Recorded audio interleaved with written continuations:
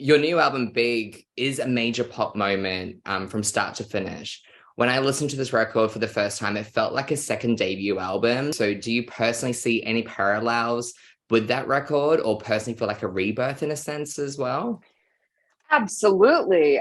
Very, very well spotted. I think I spent a lot of time trying to figure out what made my first record feel so special and feel like me, which I think are so many of the things that I actually tried to stamp out of myself on my second and third album, to sort of no avail. So I think I definitely spent some time with the first record again, kind of reconnecting with the 15-year-old girl who just wanted to write songs and tell stories, and kind of what made me want to do this in the first place. Because I think I definitely got lost along the way. And this album is a reintroduction, if you will, of that artist and that storyteller and songwriter.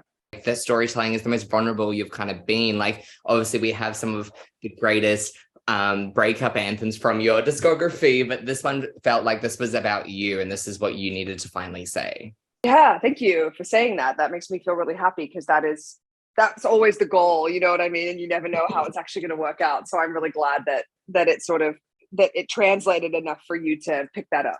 And the first song I want to talk to you about was Weekend, because it's a bit of a flirty synth banger that immediately Sure. gives that liberating pop punch. So can you explain the creative process behind that track in particular?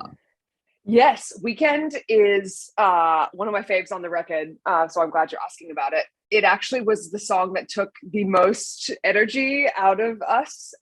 It really was an uphill battle to make that song fit on the record. I think because it is, I will go ahead and say, the least emotionally dense song on the album. It's pretty fun and sexy, and that was the point, right?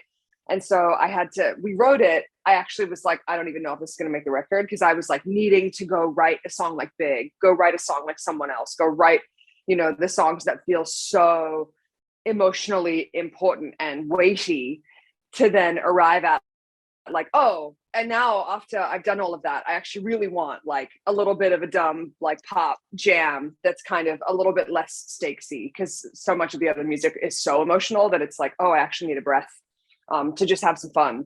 So now Weekend is like one of my favorite songs on the record, and I love it so much now that it made it to number 2 on the album track list. You know what I mean? That's how you know it's my favorite. I love that, because also, I mean, it's great for the live show as well, right? You need a moment where you can just let loose and not be in your head about like, yeah, vocals, or like just worrying about like the emotions of it as well. Yeah, well, and I think there's something to be said about, like, when I sing a song that's super emotional, there are songs that I really know, especially that are really narrative heavy. I think I see that they mean something to people. They have this sort of built up expectation that this emotional moment is going to be really validating for them, and bring this sort of story full circle for them of like, I got divorced and this was my divorce song, and now I'm here, and now I'm stronger than I was before, but I'm still feeling this stuff. It's like I'm really I want to be really cautious and careful with everybody's heart and experience in the room. And so a song like Weekend, I get to be like, okay, fuck it, let's just have some fun, which is so nice. For me, I remember being in New York when The Valley came out, and I was going through a breakup at the time. My ex broke up with me over the phone while I was on that trip. And so Pretend You're Missing Me and You Can Cry Tomorrow were my anthems. Like, obviously, I went from Pretend You're Missing Me, had a little bit of a transition, and then went into You Can Cry Tomorrow. Sure. Okay, here we go. Well, I'm so glad. I those two we're putting together a medley right now of like some of the old deep cuts that sort of are my favorites. And because I want to play a lot of the new record, and I'm just trying to squeeze some more of the old music that aren't just like the big ones. Yeah. And so we have this like 8-minute medley of a bunch of old songs, and both Pretend You're Missing Me and You Can Cry Tomorrow are in the medley. So amazing. They're gonna have their moment. Yeah. In your live show, High Society is always my favorite moment, because that song just goes the fuck off. It's a cute moment, huh?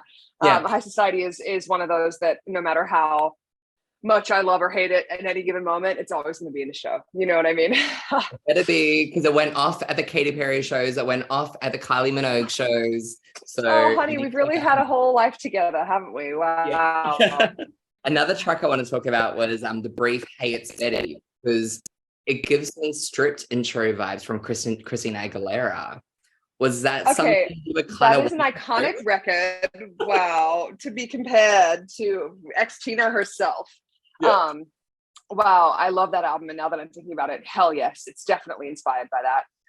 I think there's, I really wanted to connect with my singer-songwriter self on this record, but I also like, I'm such a sucker for like a Britney pop, tour moment. I think that that's something I really have a hard time letting go of, even though I don't totally take myself seriously enough to really think that I'm like coming out, in a bedazzled bra and a clear cowboy hat in the rain in an arena. Yeah. Do you know what I mean? Like, I don't know if that is actually my energy, but it definitely inspires me a little bit. And so I wanted to have a couple moments, but Hey, It's Betty is probably obviously the number one moment on this record that feels really like pop star-y.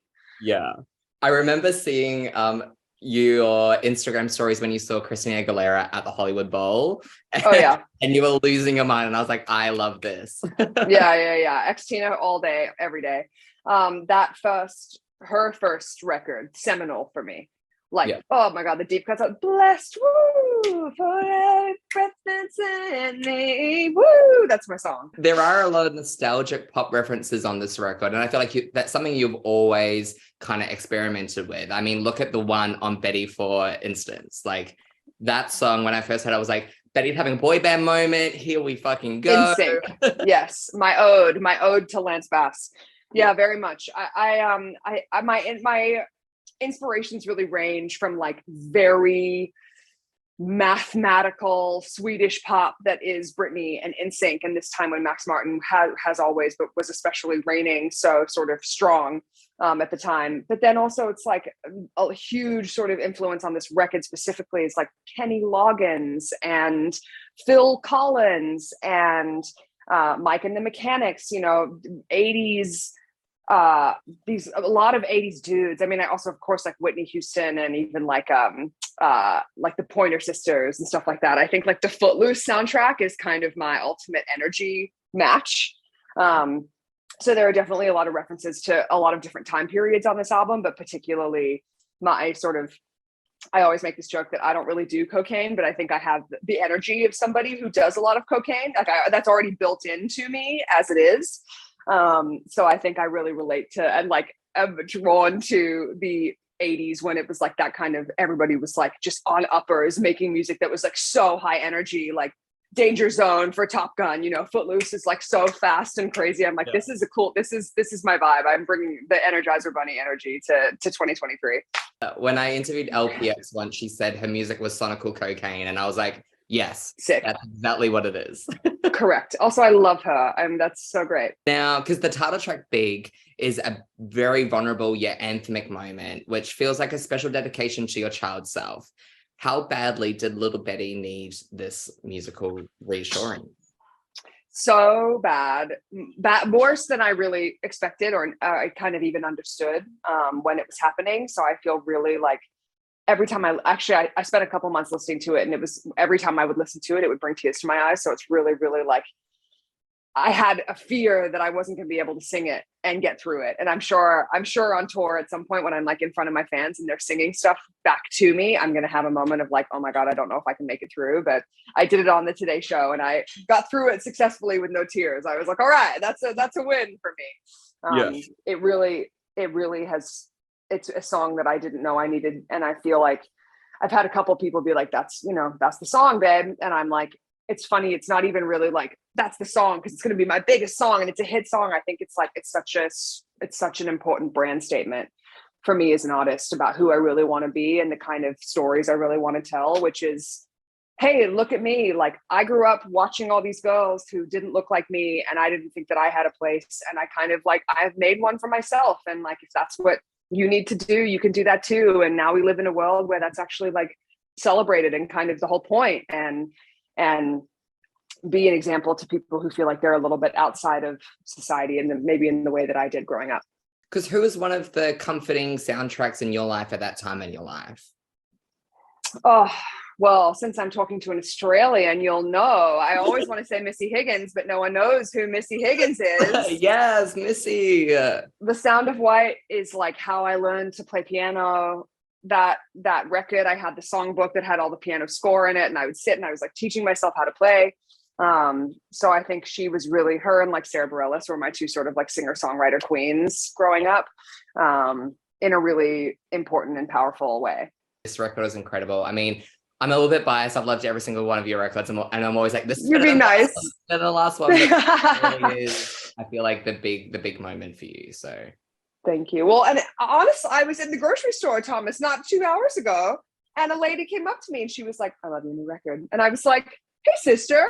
So I'm feeling very, very grateful for all of the positive reinforcement I have been getting, because I work very well with positive reinforcement. So thank you, Thomas. well, it was so amazing talking to you, and hopefully So we'll nice get to down hang. Australia soon. Thomas, I'm working on it. You heard it here first. I want to be there so bad. So I will hold you to it. I'll see you soon.